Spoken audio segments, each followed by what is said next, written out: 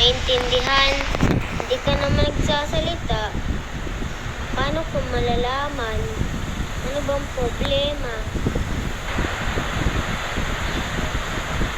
Please, magsalita ka naman.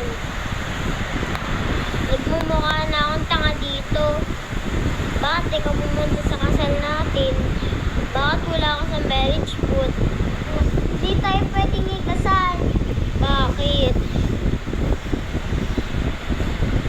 Uy, bakit? Dahil mga bata pa tayo? Bawal ba magmahal pag bata? Bawal magpakasal nang mag-iwalay lang. Iwalay? Ayaw mo na ba sa akin? Ayaw na ba? Lilipat na kami sa Manila. Doon na mag-uwi si Mama at Papa. Doon muna kami kay ate. Na-transfer na ako ng school. Next school year? Next grading. Next week.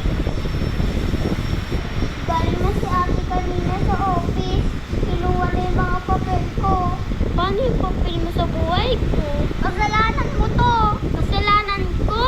Oo, kasalanan mo. Bakit kasalanan ko? Ikaw yung aalis. Hindi lahat ng aalis gustong umalis. Paano ko naging kasalanan? Dahil napakarami mo sinayang na dyan. Ngayon, wala na tayong oras para sumaya. Sana, imbis na namanti ka sa iba, imbis nagsayang ka ng oras, kakaisip kung gusto mo pa ako o hindi. Sana, naging matapang ka na lang sumubok. Sana, mas nagkasama tayo. Nasulit natin yung moment. O paano na tayo ngayon? LDR? LDR? Hindi ako naniniwala sa long distance relationship. Hindi ako naniniwala sa CSM. CSM? Crush sa malayo. Saan ka pala naniniwala? Ba't ka nagsusuko agad? Ako? Kailan kita sinukuan? Sa atin dalawa? Ako ba yung sumuko? Bakit di tayo magpakasal? Para kahit malayo tayo, hindi tayo pwede magka-crush sa iba. Kung kasama mo nga ako nakikita mo ako, pero tumitingin ka sa iba. Lalo na siguro pag wala ako. Tiwala lang. Lagi kong naririnig yan. Totoo ba yan? Tiwala? Anong ibig sabihin ng tiwala na yan? Tiwala? Tibay? Kahit wala. Wala ka sa tabi ko, wala ka sa paningin ko, pero titibay tayo. Dahil tiwala tayo. Tiwala ako sa sarili ko, pero sa'yo, ano? Hindi ka pwedeng magmahal kung hindi ka nagtitiwala. Mahirap magtiwala kung lagi ka na lang nasasaktan. Ang hirap magtiwala kung ang laging meron ka ay mga dahilan kung bakit dapat ka magduda.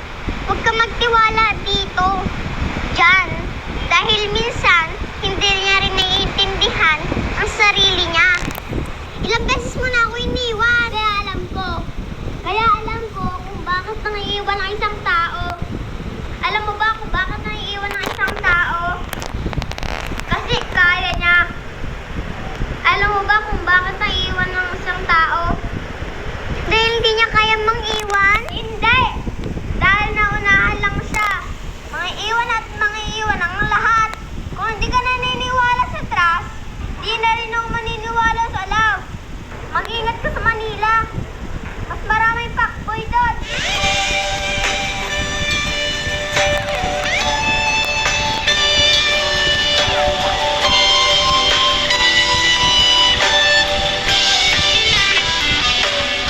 Oh, Bunso, naulanan ka ba? Hindi, te. Hindi to ulan. Luha to. Oo na. Tama ka. Iiyak ulit ako. Oh, tama ka.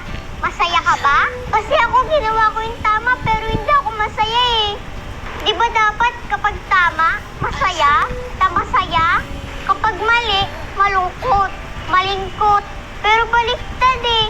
Anong dapat kong gawin? Di ba wala? Ang kaya ko lang gawin ay umiyak.